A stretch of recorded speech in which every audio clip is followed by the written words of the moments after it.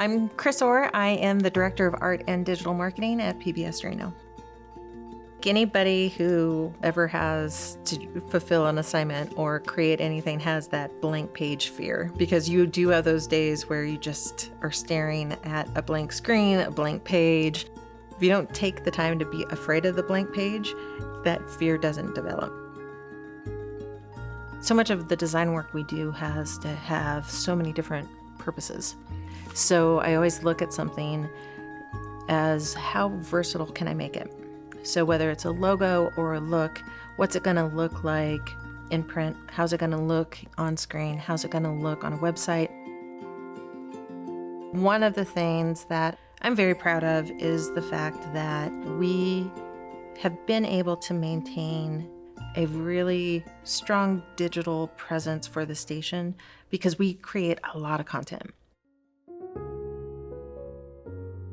I was born in Lancaster, California. I'm the baby of 5, so I have 2 older sisters and 2 older brothers. We moved from California when I was I was like 4 or 6 months old. I grew up in Idaho. We grew up very much in the middle of nowhere outside. You left after a meal and you didn't come back until the next meal or until it got dark, one or the other. We had very limited TV, but we had a PBS station up in Idaho.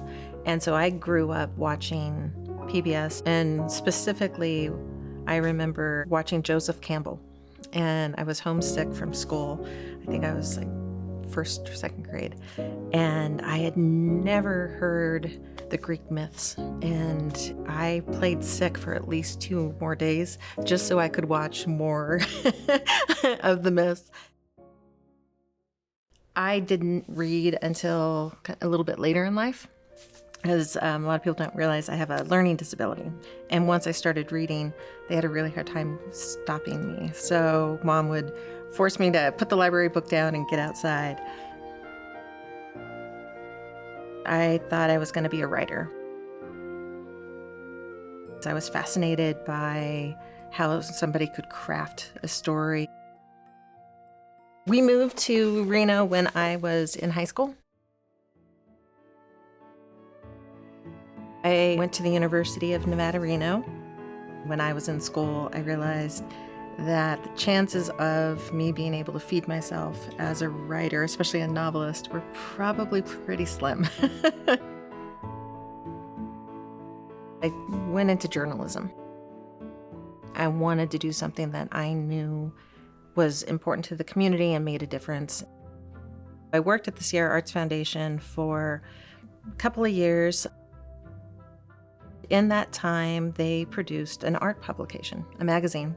And so with the degree in journalism, I was a good fit to work on that magazine. But being a nonprofit, they had a very small budget.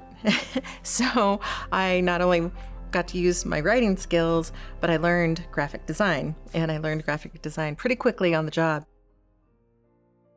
I had the opportunity to meet Jim Pagliarini through Ron Smith, who was the husband of my boss at Sierra Arts Foundation, Pat Smith, and was offered a job at what was then KNPB Channel 5. So I came to work at KNPB as essentially a public information officer for them.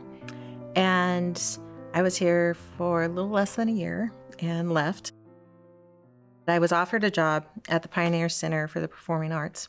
The job was maybe not 100% right for me, and the whole time I was there, I missed what was then KNPB, and I continued to volunteer here. About that time, they hired Jack Kelly. He was very into helping the station grow and embrace what was then new technology, our website.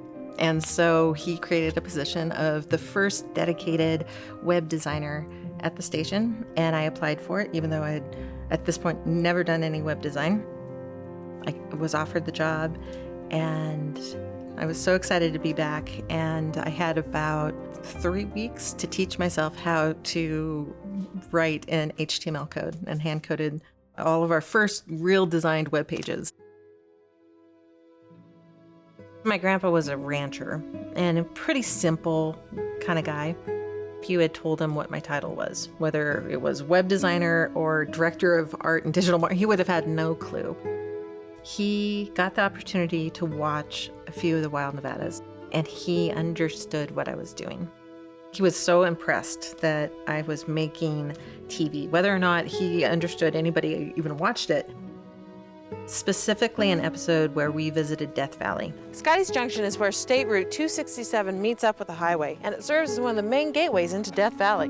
My grandpa moved from the Midwest in the Dust Bowl, and as a kid, he worked in Death Valley. When he watched the Wild Nevada Death Valley episode, he was so proud of the fact that I was telling a story and showing that on TV. It meant a lot to me.